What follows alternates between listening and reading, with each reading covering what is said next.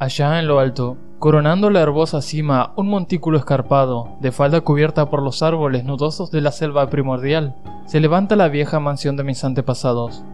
Durante siglos, sus almenas han contemplado ceñudas el salvaje y accidentado terreno circundante, sirviendo de hogar y fortaleza para la casa altanera, cuyo honrado linaje es más viejo aún que los musgosos muros del castillo. Sus antiguos torreones, castigados durante generaciones por las tormentas, demolidos por el lento pero implacable paso del tiempo, formaban en la época feudal una de las más temidas y formidables fortalezas de toda Francia. Allí, condes y aún reyes han sido desafiados, sin que nunca resonara en sus espaciosos salones el paso del invasor. Pero todo ha cambiado desde aquellos gloriosos años. Unida a la altanería que impide aliviarla mediante el ejercicio del comercio, ha negado a los vástagos del linaje la oportunidad de mantener sus posesiones en su primitivo esplendor. Y las derruidas piedras de los muros, la maleza que invade los patios, el foso seco y polvoriento, así como las baldosas sueltas, las tablas comidas por gusanos y los deslucidos tapices del interior, todo narra un melancólico cuento de pérdida de grandezas. Las 4 torres fueron derrumbándose hasta que solo quedó una en pie. Fue en una de las vastas y lóbregas estancias de esa torre donde yo, Antoine, el último de los maldecidos condes, vine al mundo hace 19 años. Entre esos muros, los salvajes barrancos y las grutas de la ladera, pasaron los primeros años de mi atormentada infancia. Nunca conocí a mis progenitores. Mi padre murió a la edad de 32, un mes después de mi nacimiento, alcanzado por una piedra de uno de los abandonados parapetos del castillo. Y habiendo fallecido mi madre al darme a luz, fui criado por un hombre anciano y fiel de notable inteligencia, que se llamaba Pierre. Yo era tan solo un chiquillo, y la carencia de compañía que eso acarreaba se veía aumentada por el extraño cuidado que mi viejo guardián se tomaba para privarme del trato de los muchachos campesinos, aquellos cuyas moradas se desperdigaban por los llanos circundantes en la base de la colina. Por entonces, Pierre me había dicho que tal restricción era debida a que mi nacimiento noble me colocaba por encima del trato con aquellos plebeyos compañeros. Ahora sé que su verdadera intención era ahorrarme los vagos rumores que corrían acerca de la espantosa maldición que afligía a mi linaje, cosas que se contaban en la noche los aldeanos murmurando en voz baja al resplandor del hogar de sus chozas. Aislado, librado de mis propios recursos, ocupaba mis horas de infancia en hojear los viejos tomos que llenaban la biblioteca del castillo, colmada de sombras, y en vagar por el perpetuo crepúsculo del espectral bosque que cubría la falda de la colina. Mi mente adquiría poco a poco tintes de melancolía. Esos estudios ocultos y oscuros llamaban mucho mi atención. Fue poco lo que me permitieron saber sobre mi propia ascendencia, y lo poco que supe me sumía en hondas depresiones. Quizás, al principio, fue solo la clara renuencia mostrada por mi viejo preceptor a la hora de hablarme de mi línea paterna lo que me provocó la gran aparición de ese terror, que yo ya sentía cada vez que mentaba a mi gran linaje. Aunque al abandonar la infancia conseguí fragmentos inconexos de conversación, dejados escapar involuntariamente por una lengua que ya iba traicionándolo con la llegada de la senilidad, y que tenían alguna relación con un particular acontecimiento que yo siempre había considerado extraño, y que ahora empezaba a volverse turbiamente terrible: la temprana edad en la que los condes de mi linaje encontraban la muerte. Yo solo consideraba como un atributo de familia el que los hombres fueran de corta vida. Más tarde reflexioné sobre aquellas muertes prematuras y las relacioné con los desvaríos del anciano, que a menudo mencionaba una maldición que durante siglos había impedido que las vidas de los portadores del título sobrepasasen la barrera de los 32 años. En mi 22º cumpleaños, el viejo Pierre me entregó un documento familiar que había pasado de padre a hijo durante muchas generaciones y había sido continuado por cada poseedor. Su contenido era muy inquietante, y una lectura confirmó la gravedad de mis temores. El papel me hizo retroceder a los tiempos del siglo XIII, cuando el viejo castillo en el que me hallaba era una fortaleza temida e inexpugnable. En él se hablaba de cierto anciano que una vez vivió en nuestras posesiones, alguien con muchos talentos, aunque era tan solo un campesino. Era de nombre Mitchell, de sobrenombre Mubais, el malhadado, debido a su siniestra reputación. Había estudiado, buscando tales cosas como la piedra filosofal y el elixir de la juventud eterna, y era sabio en la magia negra y la alquimia. Mitchell Mubais tenía un hijo llamado Charles, también adiestrado en las artes ocultas, habiendo sido por ello apodado Le Sorcier, el brujo. Ambos, evitados por las gentes de bien, eran sospechosos de las prácticas más odiosas. El viejo Mitchell era acusado por haber quemado viva a su esposa en un sacrificio al diablo, y responsable de las desapariciones de los hijos pequeños de los campesinos. pero a través de las oscuras naturalezas de padre e hijo brillaba un rayo de humanidad y redención. El malvado hijo quería a su retoño con fiera intensidad, mientras que el mozo sentía por su padre una devoción más que filial. Una noche el castillo se conmovió por la desaparición del joven Godfrey, hijo del conde Henry. Un grupo de búsqueda, encabezado por el frenético padre, invadió la choza de los brujos, hallando al viejo Mitchell Movies mientras trasteaba en un inmenso caldero que bullía violentamente. Sin más demora, llevado por la furia y la desesperación desbocadas, el conde puso sus manos sobre el anciano mago hasta matarlo. Entretanto, los alegres criados proclamaban el descubrimiento del joven Godfrey en una estancia lejana y abandonada del edificio, anunciándolo muy tarde, ya que el pobre Mitchell había sido muerto en vano. Al dejar el conde y sus amigos la mísera cabaña del alquimista, la figura de Charles Le Saucier apareció bajo los árboles.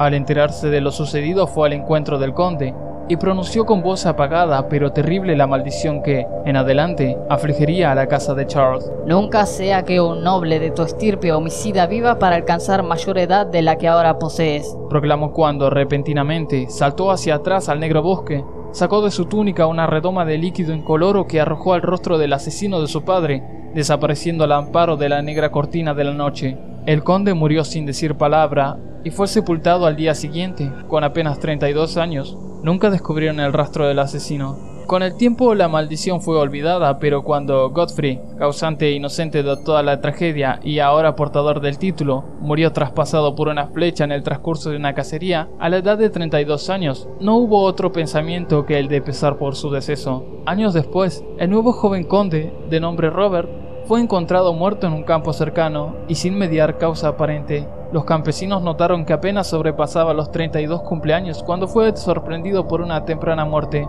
Louis, hijo de Robert, fue descubierto ahogado en el foso a la misma fatídica edad, y desde ahí la crónica ominosa recorría los siglos. Henrys, Roberts, Antoines y Armands, muertos cuando apenas rebasaban la edad que tuviera su infortunado antepasado al morir. Según lo leído, parecía cierto que no me quedaban sino 11 años. Mi vida se me hizo ahora más preciosa a cada día que pasaba, y me fui progresivamente sumergiendo en los misterios del oculto mundo de la magia negra. Aunque leía cuanto caía en mis manos, no encontraba explicación para la extraña maldición que afligía a mi familia. En los pocos momentos de pensamiento racional, podía llegar tan lejos como para buscar alguna explicación natural, atribuyendo las tempranas muertes de mis antepasados al siniestro Charles Le Saucier y sus herederos, pero descubriendo tras minuciosas investigaciones que no había descendientes conocidos del alquimista, me volví nuevamente a los estudios ocultos y de nuevo me esforcé en encontrar un hechizo capaz de liberar a mi estirpe de esa terrible carga. En algo estaba plenamente resuelto: no me casaría jamás, y ya que las ramas restantes de la familia se habían extinguido, pondría fin conmigo a la maldición. Cuando yo pisaba los 30, el viejo Pierce murió. Lo enterré sin ayuda bajo las piedras del patio por el que tanto le gustaba deambular en vida. Así quedé para meditar en soledad, siendo el único humano de la gran fortaleza, y en el total aislamiento mi mente fue dejando de rebelarse contra la maldición que se avecinaba para casi llegar a acariciar ese destino con el que se habían encontrado tantos de mis antepasados.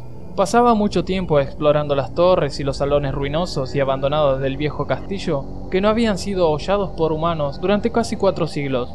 Muchos de los objetos hallados resultaban extraños y espantosos. Mis ojos descubrieron muebles cubiertos por polvos de siglos, desmoronándose en la putridez de largas exposiciones a la humedad. Telarañas en una profusión nunca antes vista brotaban por doquier, e inmensos murciélagos agitaban sus alas huesudas e inmensas por todos lados, en las, por otra parte, vacías tinieblas. Guardaba el cálculo más cuidadoso de mi exacta edad, aún de los días y horas, ya que cada oscilación del péndulo del gran reloj de la biblioteca desgranaba una pizca más de mi condenada existencia. Aguardaba en cualquier instante la llegada de una muerte desconocida. ¿En qué extraña forma me alcanzaría la maldición? Eso no sabría decirlo, pero estaba decidido que, al menos, no me encontraría atemorizado o pasivo. El suceso culminante de mi vida tuvo lugar durante una de mis exploraciones más largas en la parte abandonada del castillo. A menos de una semana de la fatídica hora que yo sabía, había de marcar el límite final de mi estancia en la tierra, más allá de la cual yo no tenía siquiera atisbos de esperanza de conservar el hálito. Había empleado la mayor parte de la mañana yendo arriba y abajo por las escaleras medio en ruinas, en uno de los más castigados de los antiguos torreones. En el transcurso de la tarde me dediqué a los niveles inferiores, bajando a lo que parecía ser un calabozo medieval o quizás un polvorín subterráneo más abajo. A la luz de mi trémula antorcha, descubrí que un muro sólido, manchado por el agua, impedía mi avance. Allí cerca descubrí una pequeña trampilla con anillo, directamente bajo mis pies. Logré alzarla y vislumbré una escalera. Tan pronto como la antorcha, que yo había abatido hacia las repelentes profundidades, ardió libre y firmemente, emprendí el descenso.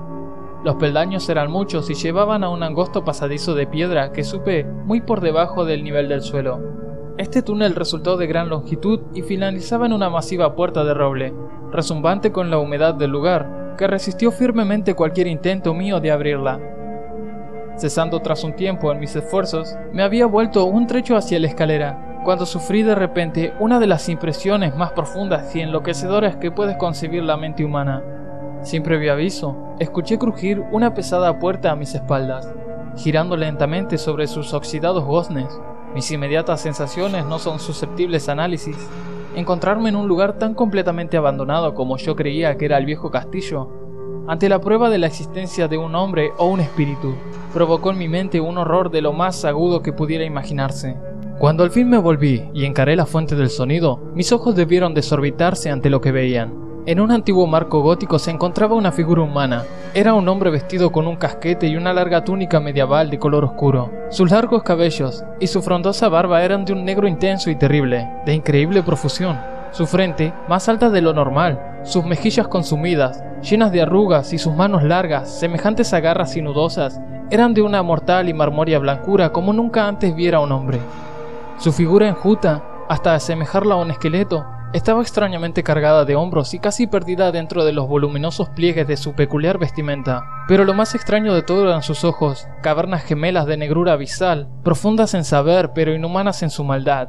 Ahora se clavaban en mí, lacerando mi alma con su odio, manteniéndome sujeto al sitio. Por fin la figura habló, con una voz retumbante que me hizo estremecer debido a su honda impiedad e implícita malevolencia. El lenguaje empleado en su discurso era el decadente latín usado por los menos eruditos durante la Edad Media, y pude entenderlo gracias a mis prolongadas investigaciones en los tratados de los viejos alquimistas y demonólogos. Esa aparición hablaba de la maldición suspendida sobre mi casa, anunciando mi próximo fin, e hizo hincapié en el crimen cometido por mi antepasado contra el viejo Michel Mauvais, recreándose en la venganza de Charles Le Sorcier. Relató cómo el joven Charles había escapado al amparo de la noche, volviéndose al cabo de los años para matar al heredero Godfrey con una flecha, en la época en que éste alcanzó la edad que tuviera su padre al ser asesinado. Cómo había vuelto en secreto al lugar, estableciéndose ignorado en la abandonada estancia subterránea, la misma en cuyo umbral se recortaba ahora el odioso narrador. Cómo había apresado a Robert, hijo de Godfrey, en un campo, forzándolo a ingerir veneno y dejándolo morir a la edad de 32, manteniendo así la loca profecía de su vengativa maldición. Entonces me dejó imaginar cuál era la solución de la mayor de mis incógnitas. Cómo la maldición había continuado desde el momento en que, según las leyes de la naturaleza, Charles Le Sorcier hubiera debido morir, ya que el hombre se perdió en digresiones, hablándome sobre los profundos estudios de alquimia de los magos, padre e hijo, y explayándose sobre la búsqueda de Charles Le Sorcier del elixir que podría garantizarle el goce de la vida y la juventud eternas. Con un estremecedor sonido que recordaba al siseo de una serpiente, alzó una redoma de cristal con evidente intención de acabar con mi vida, tal como hiciera Charles Le Sorcier 600 años antes con mi antepasado. Llevado por algún protector instinto de autodefensa, luché contra el encanto que me había tenido inmóvil hasta ese momento y arrojé mi antorcha, ahora moribunda, contra el ser que amenazaba mi vida. Escuché cómo la ampolla se rompía de forma inocua contra las piedras del pasadizo mientras la túnica del extraño personaje se incendiaba, alumbrando la horrible escena con un resplandor fantasmal. El grito de espanto y de maldad impotente que lanzó el frustrado asesino resultó demasiado para mis nervios, ya estremecidos, y caí desmayado al suelo fangoso. Cuando por fin recobré el conocimiento, todo estaba espantosamente a oscuras y recordando lo ocurrido, temblé ante la idea de tener que soportar aún más, pero fue la curiosidad lo que acabó imponiéndose. ¿Quién?, me preguntaba, era este malvado personaje y cómo había llegado al interior del castillo. ¿Por qué podía querer vengar la muerte del pobre Michel Mauvais? ¿Y cómo se había transmitido la maldición durante el gran número de siglos pasados desde la época de Charles Le Sorcier? El peso del espanto, sufrido durante años, desapareció de mis hombros, ya que sabía que aquel a quien había abatido era lo que hacía peligrosa la maldición y, viéndome ahora libre, ardía de deseos de saber más del siniestro ser que había perseguido durante siglos a mi linaje, y que había convertido mi propia juventud en una interminable pesadilla. Dispuesto a seguir explorando, me tanteé los bolsillos en busca de eslabón y pedernal, encendí una antorcha de repuesto, y la luz reveló el cuerpo retorcido y achicharrado del misterioso extraño. Esos ojos espantosos estaban ahora cerrados. Desasosegado por la visión, me giré y accedí a la estancia que había al otro lado de la puerta gótica. Allí encontré lo que parecía ser el laboratorio del alquimista. En una esquina se encontraba una inmensa pila de reluciente metal amarillo que centelleaba de forma portentosa a la luz de la antorcha. Debía de tratarse de oro, pero no me detuve a cerciorarme, ya que estaba afectado de forma extraña por la experiencia sufrida. Al fondo de la estancia había una abertura que conducía a uno de los muchos barrancos abiertos en la oscura ladera boscosa. Lleno de asombro, aunque sabedor ahora de cómo había logrado ese hombre llegar al castillo, me volví. Intenté pasar con el rostro vuelto junto a los restos de aquel extraño, pero al acercarme creí oírle exhalar débiles sonidos, como si la vida no hubiera escapado por completo de él. Horrorizado, me incliné para examinar la figura acurrucada y abrazada del suelo. Entonces esos terribles ojos, más oscuros que la cara quemada donde se albergaban, se abrieron para mostrar una expresión imposible de identificar. Los labios agrietados intentaron articular palabras que yo no acababa de entender. Una vez capté el nombre de Charles Le Saucier, y en otra ocasión pensé que las palabras años y maldición brotaban de esa boca retorcida. A pesar de todo, no fui capaz de encontrar un significado a su habla entrecortada. Ante mi evidente ignorancia, los ojos como pozos relampaguearon una vez más malévolamente en mi contra, hasta el punto de que, inerme como veía a mi enemigo, me sentí estremecer al observarlo. Súbitamente aquel miserable, animado por un último rescoldo de energía, alzó su espantosa cabeza del suelo húmedo y hundido. Entonces recuerdo que, estando yo paralizado por el miedo, recuperó la voz y con un aliento agonizante vociferó las palabras que en adelante habrían de perseguirme durante todos los días y las noches de mi vida. ¡Necio!, gritaba. ¿No puedes adivinar mi secreto? ¿No tienes bastante cerebro como para reconocer la voluntad que durante 6 largos siglos ha perdurado la espantosa maldición sobre los tuyos? ¿No te he hablado del gran elixir de la juventud eterna? ¿No sabes quién desveló el secreto de la alquimia? Pues fui yo que he vivido durante 600 años para perpetuar mi venganza, porque yo soy Charles Le Saucier. Fin. El alquimista fue publicado en la edición de noviembre de 1916 en la revista The United Amateur y luego reeditado por Arkham House en la antología de 1959, La habitación cerrada y otras piezas, The Shattered Room and Another Piece. El alquimista fue escrito cuando H.P. Lovecraft tenía apenas 17 años. A pesar de su juventud, el cuento se inscribe en la tradición de los grandes clásicos del relato gótico que, como demuestran escritos anteriores como La bestia en la cueva, eran su gran fuente de inspiración. En cierta forma, el alquimista comprende el estilo macabro de dos grandes maestros del género gótico, Sheridan Le Fanu, un periodista, editor, escritor, dramaturgo y novelista irlandés, pionero en las historias de fantasmas escritas en el siglo XIX, y Matthew Lewis, conocido por haber escrito El monje en 1976, también aficionados a las reencarnaciones grotescas. Este relato revela la primera faceta de Lovecraft como escritor, todavía lejos del horror cósmico que impregna su ciclo onírico y los mitos de Cthulhu.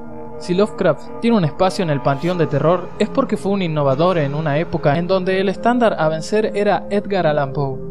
Si bien esta obra el día de hoy a muchos puede llegar a parecerle predecible o repetitiva, cabe destacar que en el tiempo en que fueron escritas era toda una revelación, todo un clásico. El lenguaje aplicado era entendible y de lo más común. Es como leer Canción de Hielo y Fuego el día de hoy. Cualquiera puede leerse sus 5 tomos y le parecerán, como a mí, la mejor saga literaria de esta época. Pero siglos después, cuando los gustos, la moda o el estilo y la temática de escribir novelas cambian, las personas se preguntarán cómo la gente del pasado se entretenía con una obra tan política, tan sangrienta y escrita con un lenguaje tan amigable. ¿Cómo hacían para entretenerse leyendo 5 grandes tomos de más de 1000 páginas cada uno? Los tiempos cambian y los gustos y los estilos también. Lovecraft todavía se mantenía en lo convencional, pero estaba cada vez más cerca de romper todos esos cánones y temáticas tan habituales como vampiros, fantasmas, castillos encantados, e inventar su propio estilo, su propio género, el horror cósmico. Regálame un like si deseas que tu estirpe alcance más edad de la que ahora posees. Y suscríbete para no perderte el próximo capítulo, que será La tumba. Soy Dante34 y les dejo un gran saludo. Hasta la semana que viene. No te he hablado del gran... No te he hablado del gran elixir. No te he hablado del gran... No te he hablado... No te he hablado del gran elixir. No te he hablado del gran... Del gran...